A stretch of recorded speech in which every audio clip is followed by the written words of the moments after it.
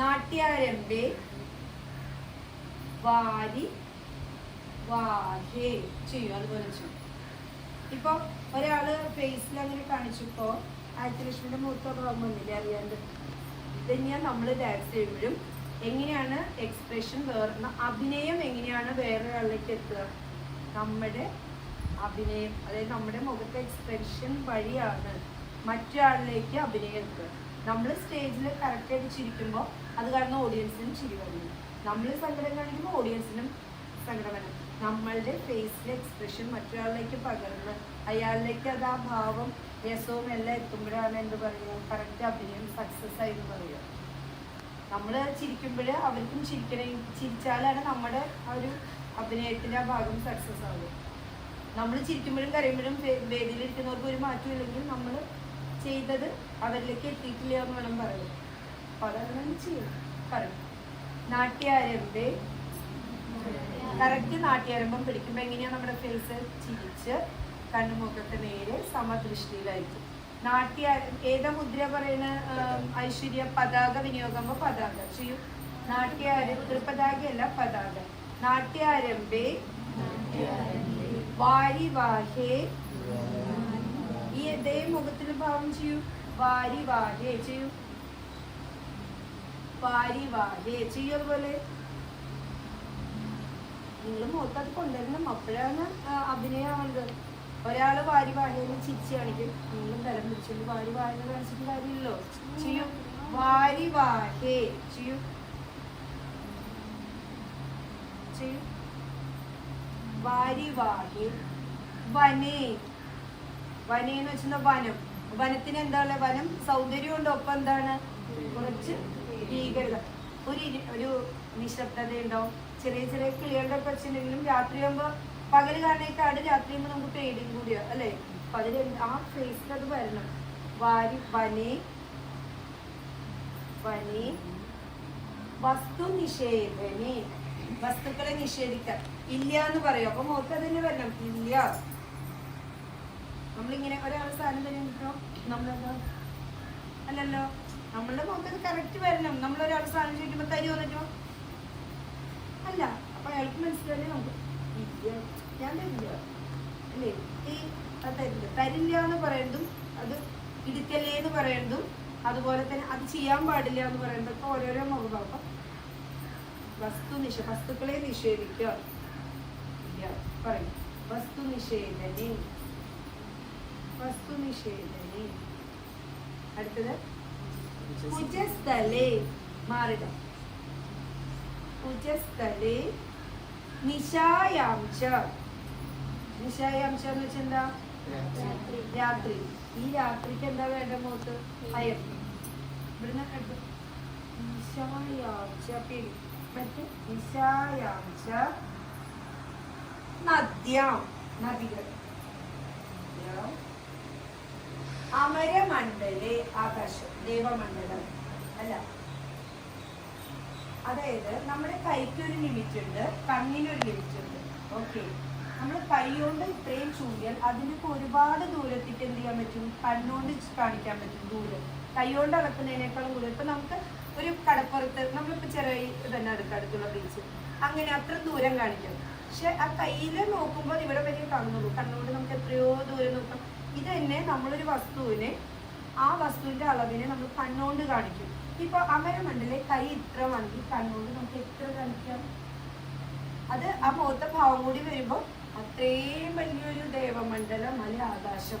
അതുകൊണ്ടാണല്ലോ നമ്മളൊരു എയറോപ്ലെയിൻ, നമ്മൾ വിമാനം ആകാശത്ത് പോകുമ്പോൾ ഒരു കുട്ടി ഇങ്ങനെ നോക്കിയിരിക്കണ എന്താ?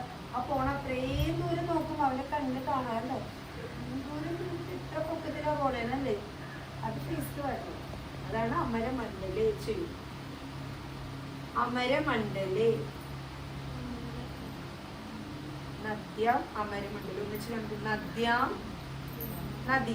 ആ നദി വരണം, ഭംഗി കൊടുക്കണം. മനസ്സിലായി? എങ്ങനെയാണ് നദി വരുന്നത്? നദി ഒഴുകി വരികയാണ് നദി അല്ലേ? അമരമണ്ഡലേ. അടുത്തെന്താ പറയും? തുരങ്കി. തുരങ്കി എന്ന് വെച്ചാൽ എന്താ? കുതിര. കുതിരയുടെ പ്രത്യേകത എന്താ? ഏറ്റവും പവർഫുൾ ആയ ഒരു സാധനം. കുതിരയ്ക്ക് അത്രയും പവർ, ആ പവർ നമ്മുടെ കയ്യിൽ വേണം. തുരങ്കി ഫേസില്, ശരീരത്ത്, കയ്യിലെല്ലാം പവർ വരും. തുരങ്കി അതായത് ഇത് രണ്ട് ഡിഫറെന്റ് ആണ്. തുരങ്കി അല്ല, തുരങ്കി എന്ന് പറഞ്ഞാൽ കുതിര പോണ പോലെ നമുക്ക് തോന്നും. തുരങ്കി. ഖണ്ഡനെ എന്ന് വെച്ചാൽ എന്താ? മുറിക്കുന്നത് എങ്ങനെയാ? അത്ര പവർ വരും. ഖണ്ഡനെ ഓപ്പോസിറ്റ്. ഖണ്ഡനെ മുറിക്കുക. ആ മുറിക്കുക എന്ന് പറഞ്ഞാൽ പല രീതിയിൽ നമുക്ക് ചെയ്യും. ഒരു വസ്തുവിനെ മുറിക്കാം. നല്ലൊരു എന്താ പറയാ, ആ ഒരു കയ്യിലായ പവർ കൊണ്ടുവന്നില്ല മുറിയൂ. ആ കയ്യിലാണ് മുറിക്കുക. ഖണ്ഡനെ.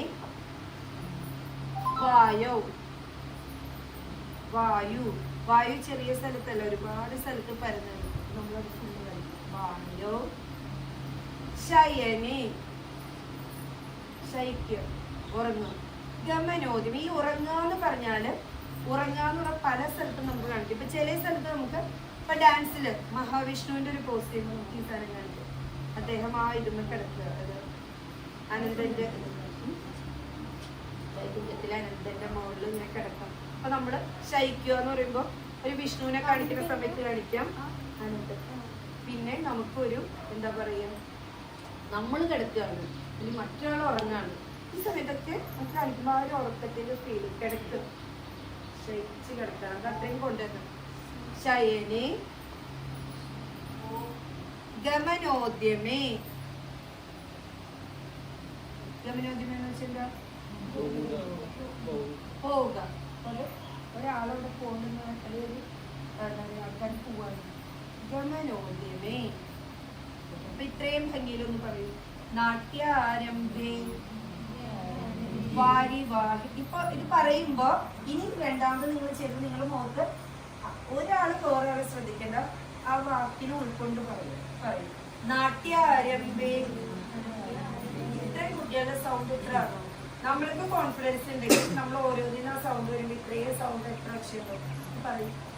നാട്യാരംഭേ വാരിവാഹി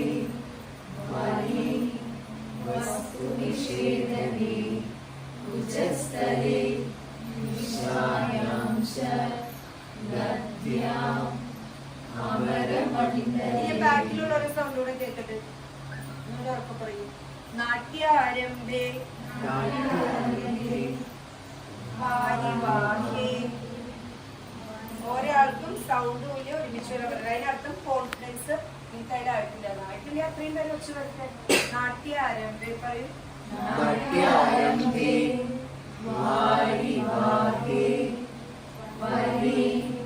വസ്തുനിഷേധനേ ഉച്ചസ്ഥലേ നിശായാം ച നദ്യാം അമരമണ്ഡലേ തുരങ്കേ ഖണ്ഡനേ വായു ശയനേ ഗമനോദ്യമേ. മനസ്സിലായോ? ഇത്രയും എന്താക്ഷരം പറയാൻ പറഞ്ഞെന്നറിയോ? നിങ്ങളിൽ പലരും ഡാൻസ് ടീച്ചർമാരും ഡാൻസിന്റെ ഭാവിയിൽ പഠിപ്പിക്കാനുള്ളവരും ഡാൻസ് പ്രസന്റ് ചെയ്യാനുള്ളവരാണ്. നമ്മളൊരു ആർട്ടിസ്റ്റുകൾ എന്ന് പറഞ്ഞാൽ ഒരു സൊസൈറ്റിക്ക് വേണ്ടി, അതായത് നമ്മൾ ഒരുപാട് ആൾക്കാരെ എന്തായാലും മലയാളത്തിൽ പറയാം, നമ്മൾ അവരെ പ്രതിനിധാനം ചെയ്തിട്ടാണ് നിൽക്കുന്നത്. സോ നമ്മൾ ഇപ്പോൾ ഒരു കുട്ടി ക്ലാസ്സിൽ ഒരു ടീച്ചർ നിങ്ങൾ പറയുമ്പോൾ അത്രയും കുട്ടികൾ ഫോളോ ചെയ്യുക. അപ്പോൾ നിങ്ങൾ ഇത്രയും പേരെന്ന് പറഞ്ഞാൽ എത്ര പേര് ഇനി മുന്നോട്ട് കൊണ്ടുപോകേണ്ടവരും. അപ്പോൾ നമുക്ക് ആ സൗണ്ട് വേണ്ടേ? നിങ്ങൾ ക്ലാസ്സിൽ ചെന്നിട്ട് പതുക്കെ നാട്ടി ആരെന്ത് വാരി എന്ന് പറഞ്ഞാൽ നിങ്ങളുടെ സ്റ്റുഡൻസും അങ്ങനെ തന്നെ പറയും. നിങ്ങൾ അത്രയും സൗണ്ട് പറയാൻ വെച്ചാൽ തെറ്റായൊരു സൗണ്ട് അല്ല. നമ്മൾ ഓരോന്നിനും ശബ്ദത്തിന് ഉയർച്ച താഴ്ചയുണ്ട്.